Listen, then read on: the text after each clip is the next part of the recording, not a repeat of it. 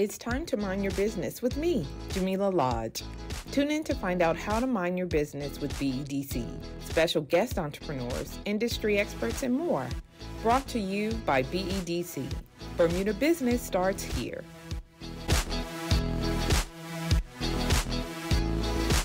All right, so welcome to Mind Your Business. I am your host, Jamillah Lodge, and you are Cayla Cross. And today we're going to be talking about Cross Court Tennis Academy and your journey as an entrepreneur. So before we get started, can you just tell us a little bit about yourself? Okay, yes. I'm Cayla Cross, and I'm a former tennis player. Okay. So my daddy was my coach. He picked up tennis in his 40s. So this wasn't something that he always did. Yeah. His background was martial arts and cricket. Okay. But so he has the knees then. Because that's what I'm thinking. I'm like, 40s. Tennis, yeah, what? 40s. And coaching specifically. So he used me as his guinea pig to get a feel for it and figure things out. So how old were you when you started then with him? I want to say I was probably about 8, 9. Okay. Yeah. So even not young. Yeah. Yeah. But it worked out. I was number 1 in each age group. Okay. So 10 and under, 12 and under, 14 and under, 16 and under, 18 and under. All right. And I was offered a tennis scholarship for university in Greensboro, North Carolina. Okay. Graduated. I majored in accounting. I pursued accounting. I came back home. I had a job in accounting at Deloitte and then at Wafra. But then my dad passed suddenly. Oh, no. I'm so sorry. That's okay. And that's what really pursued my coaching. Okay. So you were like in honor of him or to represent where he... To continue his legacy. That's what made you start... So is that when you actually started the tennis academy? Correct. So he passed in 2016. By 2017, I had gone off to New Jersey and obtained my coaching license. Okay. And I came back. I was still working as an accountant, and I was coaching weekends and evenings after work. And then COVID came. Everyone's working from home now. But tennis was still going on because it was built in social distancing. Right, because you got the net. Right, you're over there. Okay. So tennis didn't stop. Okay. And from working at home, I was able to get lessons in before work, lunch hour, and after work. Right. So the demand was increasing. And I started thinking, this is where it's at. I prefer to be doing outdoors this. than indoors. Yeah. So yeah, that's what fueled. It's interesting because I would think that it would be scary, right? But I guess for you, because you had the ability to kind of grow your client base organically, so that like COVID did you good in that sense. It did me good. Yeah. Even in the sense of saving. Okay. I think without buying lunch every day, I'm not even a real big online shopper, so I was actually saving a lot more working from home than when I was in office. Okay. I had to give 3 months resignation, or 3 months notice to resign. So saving, I had a cushion. I felt like I had a cushion. Right. Before I just jumped out and was now on my own. Okay. So you kind of started the business formally during COVID? Correct. Yeah. Okay. 2021 is when I went full-time. Okay. And what was that like? I can imagine that you were like, okay, I'm doing it. Right. So I tell you what happened. It was about a week. Every time I got a shower, the Lord was like, I want you to resign. And I was like, for real? Like, just do it, like, no? Yeah. And he was like, yeah, no. Like, you need to contact your boss, call him, and tell him you're resigning. Okay. And for me, that was the biggest fear, having to make that call, because I loved my job. Yeah. My boss was so cool. It was a small office. I was perfectly fine. The pay was good. Yeah. Like, there were no complaints on my end. Right. I was comfortable. I was happy. And he's like, no, you have to do it. Okay. So, and you did it. I did it. You listen. Sometimes people, it's that self-doubt. And you're like, I don't know. But it sounds to me that, like, even though you were planning to do it, you prepared yourself? So like you said, you had your savings, you were like, okay, wait, I have my clients, because you've been building that client base. So even though taking the leap is scary, you just have to do it. Yeah. Well, congratulations. Thank you. That's exciting. Yes. So once you decided, you make the resignation, you said the scariest part was letting your boss know. Yeah. What was next? Like, what other challenges did you face from now you're the boss, right? You're doing this thing yourself, so you're not dependent on anyone but yourself. So what kind of challenges did you face during that process? Well, during that process, I just started thinking, all right, you're about to, like you said, be your own boss. You're going to be out in this world with total freedom. So I decided to pick up the Bible. Okay. Just for some structure. Just like, I had never read it for myself. So I said, I just want to read to see what's in her, like something to keep me grounded, keep me focused. And that changed my life. Did it? Yes. Okay. So since then, I have been writing my vision and making it plain and just trying to stay focused on my focus. With that, what could have been a challenge, remember, I am following my father's footsteps. Right. And with him passing suddenly, I took over his contract at the Reefs. Okay. So I would say with favor and just the Lord positioning me at the perfect place and perfect time, building that relationship with the Reefs management, like with Mr. Dodwell, him allowing me to follow in my dad's steps, the courts were right there. Right. Because someone like a new sports coach, you're going to need a location, right? Right. I already had it. Nice. Just kind of through inheritance. Yes. And so for you, was your business model based on the contract with the Reefs and private clients? Or how did it work? So I basically finished my father's contract. Okay, got you. And that, before starting my own new one. I finished his out. Okay. Which allowed me access to use their courts. Right. To teach locals. Okay. As well as hotel guests. Right. Yeah. Okay. All right. Well, I mean, it sounds like you had a clear vision for what you wanted to do, and then you just kind of followed the roadmap that was laid for you. Absolutely. To get the things that you want to get done. So what is your ultimate goal for your business, for Cross Court Tennis Academy? Just awareness, introducing young and old to the sport. Okay. Like, I believe I specialize in beginner players, whether they're 3 or adults. For me, growing up in tennis, I was always the only person in that school that played the sport. I see. Okay. So I never really had friends doing it with me. I had my brother, but like now when I'm teaching group sessions, you got children that go to school together, so they're happy to do it together. Right. It was just me out there alone. I see. So I believe... And did you go to public school, private school? So primarily public school, yes. Right. So they don't have that sport typically, right? Exactly. It's football, netball, exactly, but not really tennis. So I love the idea that I get to introduce tennis to various people. Right. Different demographics. Yes. Children who may or may not have the opportunity to do it. So what has it been like for you attracting that audience? Because it's not in the school. So how do the young people get introduced to tennis? Like, what do you do to put it out there and say, hey, this is available, I am available to teach your young people? I mean, we do have social media, the Instagrams, websites, but I think it's been flourishing mainly just through word of mouth. Okay. Just through them coming, experiencing the programs, being happy about it, and then sharing it with their friends. Okay. And so when you say programs, so you have what camps, you have, talk to me a little bit about what you have on offer. So our fall term, which begins this weekend, Saturday and Sunday, basically I go by the school year. So I start in September and I finish in June.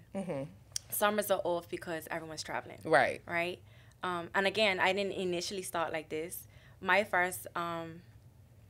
when I went full-time June 2021, my first event was summer camp. Okay. I did it that July and August, and then I said never again. That's a whole different animal, right? Yeah, I said, never again. This isn't for me. For one, it's really hot. Yes. And we don't typically have shade on the courts. Right. Nor do I have like a building where we can come inside in the afternoon. So, again, trial and error. Yeah, you just got to figure out what works. So, again, back to my programs. I run it on the school basis, September to June. And I have group classes from ages probably 3 to 12. Okay. So 9 a.m. would be my 3 to 4-year-olds. 9:30 would be my 5 to 6-year-olds.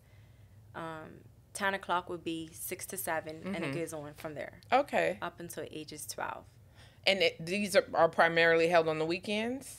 Or how do you... These group classes. Okay. And during the week, I'm more private lessons. Got you. Because I'm like, how do these kids doing this during the week? But it's on the weekend. Yeah. Okay. Now, my daughter, she is 9. She just went 9 in August. And she has been taking tennis. Okay. She's been doing it up at Port Royal. Yes. Yeah. So, she's enjoying it, right? So it's interesting that you said when you started, you were 8 and 9, and you said that was old. And I'm thinking, is it? so your classes start at 3. So is that like the ideal age to get young people interested? Yes. I think 5, 6. Okay. Is like better, but as young as 3, it is all about learning that coordination, balance, agility. Right. So movement, just getting them happy with the sport, really. You just want them to fall in love with being out there. So it doesn't matter at what age. It's all about what is the goal of the individual anyway. Right. So that's important to know that up front. Okay. Like, is their goal just for exercise and recreation? Is it for a scholarship for university? Is it to become a professional? Is it to become a coach? It's so many different ways to look at it. So for you personally, did you have any aspirations of, like, I don't know, Serena or Venus? Like, was it your goal to be because you said you went to university, you got the scholarship, but you came out with your degree in accounting and worked in accounting. So did you ever have a desire to compete professionally, either for Bermuda or just on an international scale? So I was competing from Bermuda since the age 11. Okay. And that would be all over the Caribbean. My first trip was to St. Vincent. Okay. So we did form a community amongst the other players in the Caribbean. I actually ran into one when I was in university. And they did like this big write-up because we knew each other. She was from Barbados. And we explained how we knew each other from back at 11 years old. So did I ever want to go professional? No. Okay. Because at age 15, I went to a tennis academy in Miami, Florida. And that's when I realized it wasn't for me. Really? Yeah. What happened? It was tough. Really? Like, the conditioning is... It was on a whole nother level. Yeah, I was like, wow, this is really what it takes. Like, the running, I was running miles all up in Miami. Yeah. Like, you have to put in work. Yeah, you do. And unfortunately, my mind wasn't ready for that. Right. I was ready to come back home and get a bike. She said no. Yeah, I said it wasn't for me. But I'm happy that I had the opportunity to decide. Right. And also, I didn't put my hand up to ask to play tennis either. Right. My daddy said, you going to play tennis. Yeah, you're going to play. Yeah. And I'm grateful. I'm fortunate. But I knew I didn't want to go professional. Right, because of the requirement. And it's interesting. So you chose a different path. You went to school, got your degree, and then you came back around almost like full circle. And now you're at a position where you can teach others who may aspire to be professional. Yeah. Right? And even that wasn't a goal of mine either. I wasn't out here like, oh, I'll go back and be a coach. I could have even been coaching with my daddy. That never happened. Right. I never even work-shadowed him any day. Because I graduated university 2013. So I've had 3 years with him before he passed. Right. I kind of nipped tennis in the bud. You were like, yeah, I was done. I thought it served its purpose. It helped pay for schooling. Yeah. I had put on all this weight. I was working late hours. Yeah. Minding my business. Figured tennis is finished. So you minding your business in a different way now. Yeah. No, it's like I can't picture my life without it. Yes. And this time is my love. Like, yes. before it was my daddy's love. Right. This time is mine. And I think that's a good point that you're making, because I think, you know, a lot of times when we talk to entrepreneurs, it's like, well, what inspired you? Yeah. Why'd you even do this anyway? And I think a key element is you have to be the one that wants to do it, because Absolutely. of the amount of work and effort it takes to maintain it, right? And in the accounting industry, I didn't feel like I was really adding any value. Like, I'm just one of many. Right. But in the tennis world, because I know my craft, because it's something I enjoy, I feel like I'm adding value. Aww. I love to teach. I love to see my students' growth. Yeah. I love their improvements. So it's not work. Yeah. It's not work anymore. And right. I just read over there, life yes. short, love your work. Yes. That's me. That is so me. True. Yeah. It's so true. It really is true. And I think it's evident, right? Because like you said, you went away from it. You're like, yeah, I'm good. I'm done. Yeah. And you're back, and it's like you have this renewed sense of purpose with your students, or like you said, reading the Bible and understand why my you calling, were put here, yes. your calling. Yeah. And how, like, everything was aligned for me. Yeah. I reflect all the time. I'm just like, wow, thank you. Yeah, you gotta you gotta give credit for where credit is due. Absolutely. So what's a typical day look like for you when it comes to running one of your programs? Great question. I can be on the tennis court as early as 7 a.m. Typically start at 7 or 8, and I will have lessons probably up until 11. I go home and I'm mothering my 2 kids. Okay, you got children too? I got children. Okay. Ages 4 and 2. Oh my, little children. Whew, okay. So I go home to nap time, playtime, lunchtime, and I'll be back on the court probably by 4 p.m. Okay. So I think as an entrepreneur, you do have the flexibility to, like you said, go home and be with them and spend some time with them, which is great. So as a mother now and an entrepreneur, how do you kind of navigate that and manage that? Do you have support systems? It's the support system. Yeah, I have to give all credit to their dad and their grandparents. So my mom and his parents, gratefully, they are also in the sporting world. Okay. So our schedules align. He's a football coach. I'm a tennis coach. Got you. Okay. So we are able to be at home with the kids. They haven't been off to nursery or school yet. That is a blessing. Yes. Yeah. So those kids don't have no choice. They will be doing. Will be doing some sort of sport. Exactly. No, but I think that's important, because sometimes, especially as entrepreneurs, people think, oh my God, it's just me out here in this abyss. I'm trying to do all the things. But I think to do anything well, you do need that support system, you know, and so that you have that is great. And it allows you the ability to focus on the things that you're good at. Exactly. Now, one thing I want to ask you, because it's, listening to you, it sounds like the transition from working for someone to being an entrepreneur was like relatively smooth. Yes. And I want to ask you, do you think that's because you had sort of a background in accounting already? Because the tennis part, yes, you got that down, right? You love it. But what about the business aspect of running your company? So that's why I'm so grateful for that background. Having that corporate experience. It helped me with interacting with clients. It's helped me keep documentation. It's helped my accounts. So definitely needed. Yeah. And again, I just reflect like everything was aligned, like leading up to it. Yeah. You were positioning yourself whether you knew it or not. I didn't know it at the time, but I understand why it had to be done. And I think it's interesting to note, because a lot of times when we have conversations with entrepreneurs, they're like, I love this, I'm passionate about it, I'm starting this business, but it's the business component that sometimes is a bit of a challenge. Yeah. Because like, I can make the thing or I can play the tennis, but what you mean I got to reconcile books? Exactly. So what are accounts receivables? Yeah. The administrative, and if you don't stay on top of it, it can become overwhelming. Yes. So I can say I know my strengths and weaknesses and where I need to improve. And that leads me to building a team within the entrepreneurship. So at this point, I have someone who is willingly helping me with the admin side. Okay. So helping me with marketing and Instagram and videos and all of that. I'm like, okay, that's not my fault. Somebody else do that.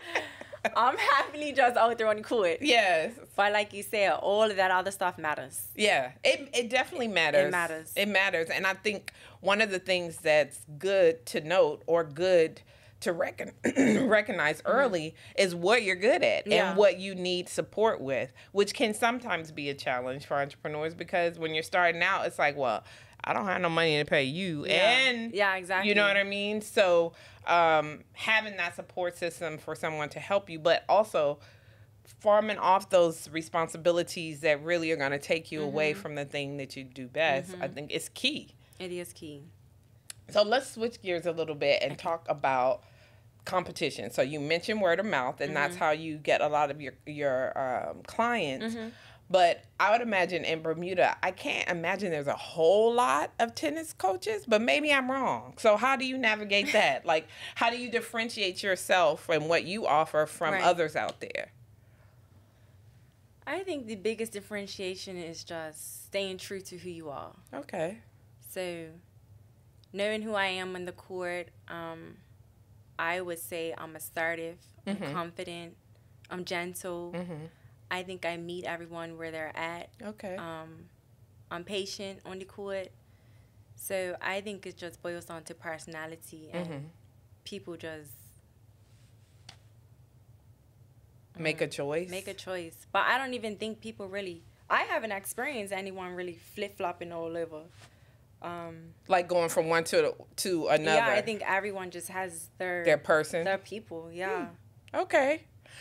Now, your target market is wide, right? So from 3 all the way up to adults. So in my mind, like I said, my daughter is doing the tennis. My husband found it. Maybe he knew the guy or something like that. So he's doing their course. But how would I have found you?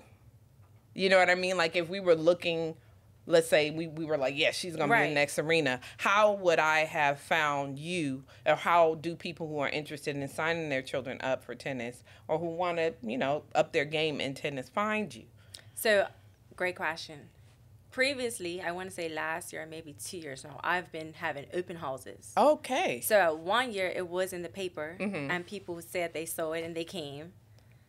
This time, I didn't do an open house for this September.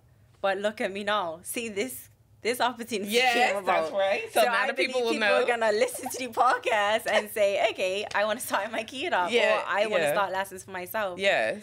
So pretty much that's how it's been rolling. Okay. And then retaining clients. And because it's just me, I can only have so much. Right. And that's what I was going to ask you. Like what's your ideal number for like the group sessions or how many individual clients do you want to take on? Right. So right now, 8, and that's with 2 coaches. Okay. On these group weekends. Okay. So my doubles partner, Zaire Simmons. Okay. My son's name's Zaire. Oh, look at that. When the man started picking up, I'm like, Zaire, I need your help. Weekends. Yes. And so she comes and helps me with the 3 to 6 year olds. Okay. Right, and that's her giving back again to a sport that. Got her through school as well. Okay. And yeah, so I was actually 4 of us now, 4 females. Okay. So that's another, I think, differentiator. I would say for sure. All girls, yeah. For sure. That's really impressive because I'm thinking, like I said to my daughter, and I want to say they're all guys. There might be one young lady who assists them. Yeah. But it's pretty much all guys. So is that normal in this sport, you think? There's more men, you think? Yeah. Absolutely. Yeah. There's more men. And so, yeah, I have a soft spot for wanting girls to get back in the sport. Right. Yeah, I think that's a huge differentiator. You could be like, yes, your daughters, bring me the daughters, and I will help them. So right now, are you fully subscribed, or do you have capacity for your classes? I have capacity. Okay. All right. Registration's open now. Okay. So spots will fill. And how long do you have to registration? When does registration close? It doesn't really close because I offer drop-ins. Okay. But it's basically based on 2 terms. You got half term, 6 weeks, or full term, which is 12 weeks. Got you. So yeah, we're starting this weekend. And she's like, yeah, that's exciting. The registration is open, you said, all the time. And where can people register? There's a jot form link. Okay. That is circulating. Okay. So they can contact me directly. So do you have a website or the website is currently under construction. Okay. But you can Instagram or my phone, okay. WhatsApp. You can call, email. Okay. And what's your Instagram? Cross_court_tennis _academy. Okay. Cross Court Tennis Academy. If you type that in, hopefully, like, by the time you type cross, it's gonna come up. Okay. All right. Cool. And so if people are interested, that's how they can reach out to you. Yeah. And link to the form and all of that. So for the young ladies who may be interested in doing something similar, maybe even if it's not tennis, but just interested in pursuing a passion and starting their own business, what advice would you give to them? Just try it. Just do it. Yeah? But say the question again, please. So what advice would you give to a young woman who's interested in starting her own business? Oh, and starting entrepreneurship? Yeah. I say write the vision, write it down, and start. Just start something. I think that's people's biggest block is the doubt and the fear of what ifs.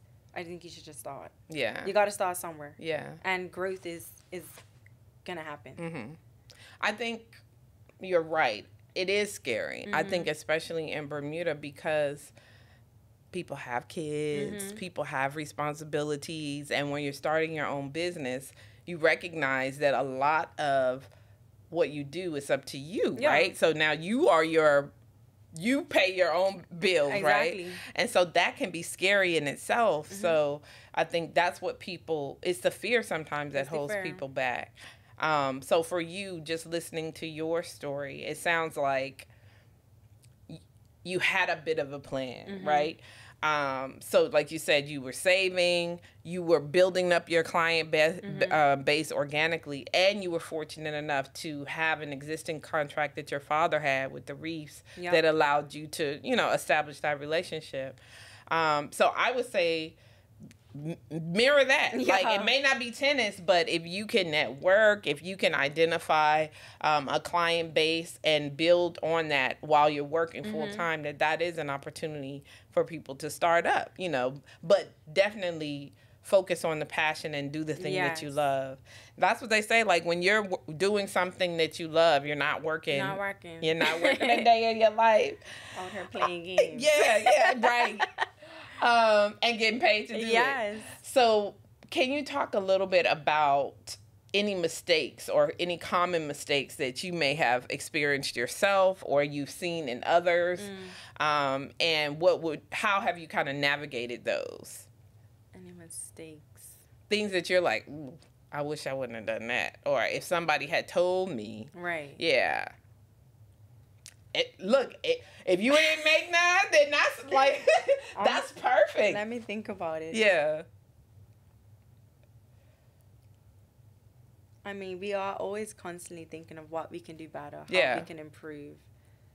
But maybe that's a better way to phrase it. Yeah. What would be some of the things some of the opportunities that you think exist to make what you're currently delivering better?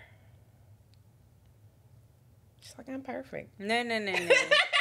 There's always room for growth. Yes, there is. But I'm just trying to think of my situation at hand. Okay. So, at the Reefs, I operate off of one tennis court. Okay. And so I know that and remember I said I specialize in beginners. So in order for me to see them grow to their absolute best as they get older, as they mature, one thing that has to happen is more match play. Gotcha. And so I know growth for me would be somewhere with multiple courts. So that if I'm teaching on one, my students can be playing on the others. Gotcha. Where I'm still able to observe and figure out, okay, what we're going to work on in our next lesson. Right. But like we said, that just comes with growth and opportunity. I'm working with what I have right now. So that's just something more so for the future. Right. Of what I knew would be an added value. Mm-hmm. So is that something that you see in the future for cross-court tennis? Yes. Yeah. As well as I would love to travel more with them Okay. at a younger age. So let's go and travel to other tournaments for 10 and under. Mm-hmm. Mm-hmm. Like weekend hops. Yeah. The States is right there. It really is. So that's something else I see us doing. So how does that work? Is that something that has to be organized on a national level through the government, or you can just apply to participate in tournaments? Yeah, we can do that privately. Okay. Yeah, it's very much individual-based sport. Right. That's exciting. Yeah. So from what I'm hearing you say, the future of the business would involve getting multiple tennis courts or having access to multiple tennis courts, and then creating opportunities for the players to participate in international matches and stuff like that. Yes. So you'll be like, oh, this is a cross-court tennis academy player. Yes. That would be great. That would be great. I mean, because it does create an opportunity for you to have that international exposure and all of that. So I want to end or wrap this up by just saying, for yourself and for your entrepreneurial journey, what would you say to someone who is getting ready to start out their path, and how would you encourage them to continue to pursue entrepreneurship?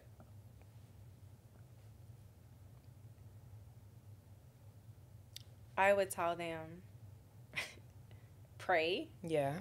And increase your faith and ask Lord for favor. Because I believe wholeheartedly entrepreneurship is the way to go. Okay. I believe in a perfect world, everybody should be an entrepreneur. And we go back to just trading. Yes. I do this for you, you do that for me. Right. Like, I think everybody should just stay focused on their focus, understand who they are, what's their calling, what's their passions, what's their gifts, their talents, and use that to make money. I mean, when you think about it, that's how every business started, right? Yeah. Every business started with someone's idea, and it's grown to have all of these multiple components and all of that. But of course, as BDC, that's our whole objective, is to encourage people to be like you. Yeah, just believe. Yeah. Believe in it. Believe in what you're doing, what you're selling, what your service is. Character building. Work on yourself. I would say that's a huge thing. To be kind, to be respectful, to be grateful. Like, all of those things matter. Yeah. And will help you along the way. Because we're all humans. We are. We're just people. Yeah. We're just helping one another out.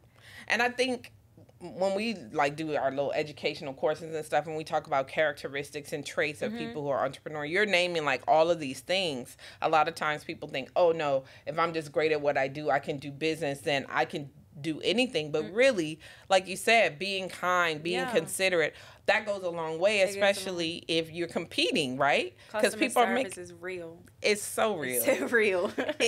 People are making a decision, right? Yeah. I'm deciding this over this. If everything looks the same, but this one, I get a better feeling. I feel like this person's sincere. I can trust them. Why wouldn't you go with this one? And tennis is a privilege. You know? It's not food and water. That's right. So it's a privilege. That's right. It's a sport. Yeah. But I can say I do believe tennis teaches life. Okay. Yes. I stand by that Okay. wholeheartedly. Look, get a teacher. Tennis teaches life. I love that. Well, listen, Cayla, I've enjoyed speaking with you. Thank you for having me. Yeah, of course. I wish you all the best with the upcoming intake. Thank you. I'm sure people are going to listen and look for you. Hopefully, that's the goal and objective. And I wish you much success and that you achieve your vision. If not this year, soon come. But thank you so much for minding your business with us today. Thank you. And remember, if you don't mind your business, who will? Amen. Thank you, Jamillah. You're welcome. Thanks for tuning in to Mind Your Business with me, your host, Jamillah Lodge. Tune in next week, Thursday at 4 p.m. because if you don't mind your business, who will? Mind Your Business is brought to you by BEDC. Bermuda Business starts here.